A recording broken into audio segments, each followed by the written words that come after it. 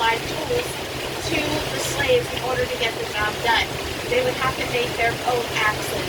And we can see evidence of this at Brook Green Gardens. If you guys go on the nature tour there or their plantation walk, you will see a virgin cypress log that was harvested from that land. It's about my height diameter and about 10 feet long. At the edge of this log, you can see axe marks that the slaves made 200 years ago. They're this big.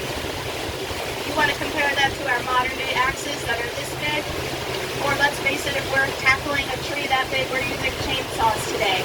The reason I'm telling you all this is because I want you to understand how hard these people were working for no benefit of their own. But eventually they did clear the land, and the next step for them would be building a dam around that rice field.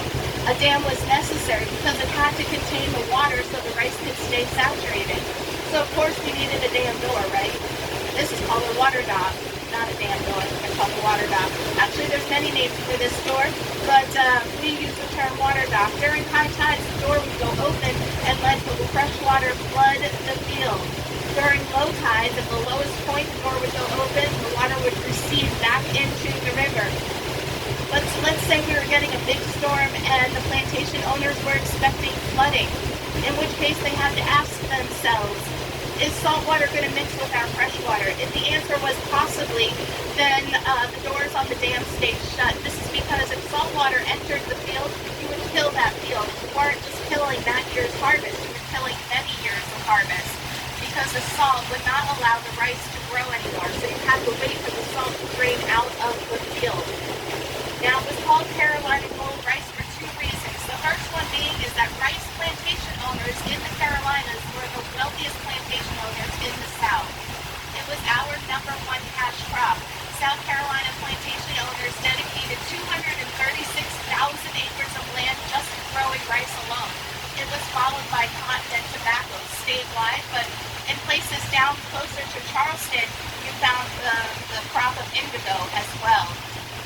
In fact, the taste of Carolina gold rice, because it was sweet and nutty, was highly desired. So 50% of Americans in the 17 and 1800s ate Carolina gold rice, and many shipments went over to the rich and the royals in Europe because even they desired the sweet, nutty flavor of the rice. But a rice plantation was also the deadliest for slave children. The mortality rate for slave children was as high as 90%.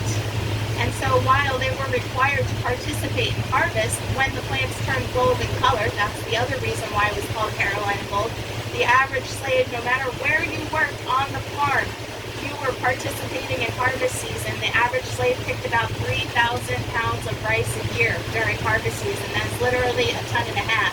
And after harvest season, the children slaves were sent to the rice paddies to be working as human scarecrows, scaring the birds away from the plants while they themselves were knee-deep in muck, being bitten by snakes and alligators. But more often than not, they were being bitten by mosquitoes.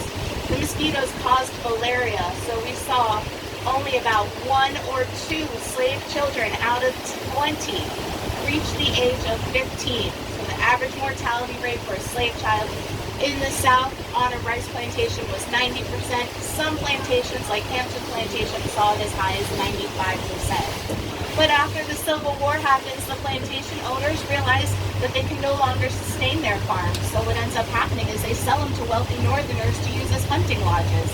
People like Henry Ford used to come down here and use these old plantations as a hunting lodge. He is even known to collect Spanish moss and use it in his car seats. This is before he knew about the chiggers, and it led to the first automotive recall ever for chigger bites, and led to us saying itching to buy a Ford. After that, he learned to steam the moss, and then in 1916 we sold our last crop of Carolina gold rice. Woo!